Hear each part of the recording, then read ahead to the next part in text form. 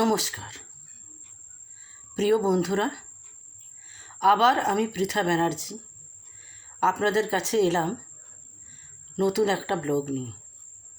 অনেক দিন পরেই এলাম। আশা করি সবাই ভালো আছেন, সুস্থ আছেন। সামনে তো পুজো, তাই না? তবে এবারের পুজো যেন অন্যরকম পুজো। এবারের পুজোয় প্রকৃত অর্থে আমরা কেউই বোধহয় ভালো নেই।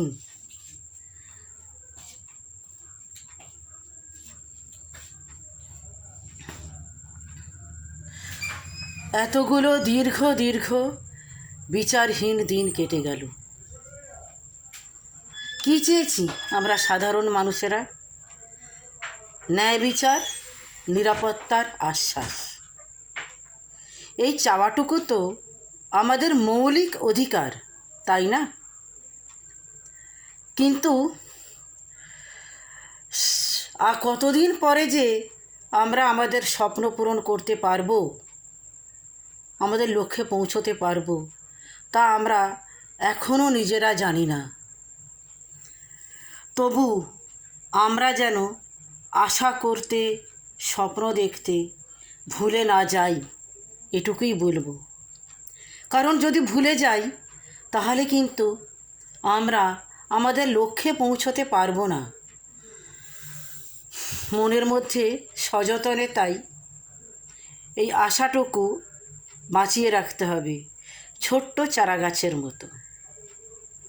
তাহলে হয়তো কোনো দিন সেই ছোট্ট চারা গাছ তার শাখা প্রশাখা ছাড়িয়ে মহীরুহ হয়ে উঠবে।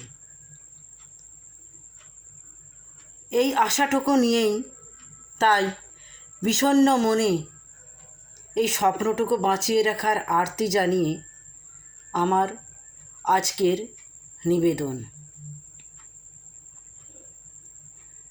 আজকের কবিতার নাম তবুও স্বপ্ন।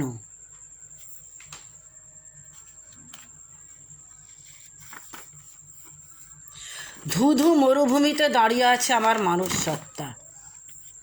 মাথার ওপর ভয়ঙ্কর আগুন ছড়াচ্ছে নির্দয় সূর্য। এই উত্তাপ বিশ্বাসহীনতার। প্রেমহীন মরুভূমিতে দাঁড়িয়ে আছি এক বুক তৃষ্ণা নিয়ে। মানবতার মরুদ্যান কোথাও কি নেই? পৃথিবী, তুমি এমন অন্যরকম হয়ে গেলে কেন?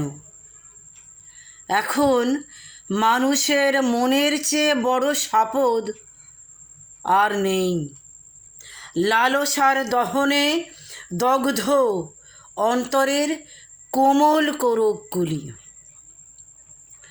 নিরুত্তাপ নির্দয়তা পাষাণকেও হার মানাবে। ছিঁড়ে গেছে প্রেমের উপন্যাসের প্রচ্ছদ। ভেতরে নেই কোনো অক্ষর।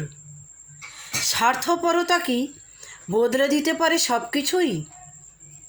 শ্বাসরুদ্ধ তৃষ্ণার্ত নির্ঘুম আমি তবুও স্বপ্ন দেখি মরুদ্যানের। কোথাও তা নিশ্চয়ই আছে। নমস্কার। আমার কবিতাটি এবং চ্যানেলটি ভালো লাগলে সাবস্ক্রাইব করবেন, লাইক, কমেন্ট, শেয়ার করে আমাকে সহযোগিতা করবেন। আপনাদের সহযোগিতাই আমার অনুপ্রেরণা।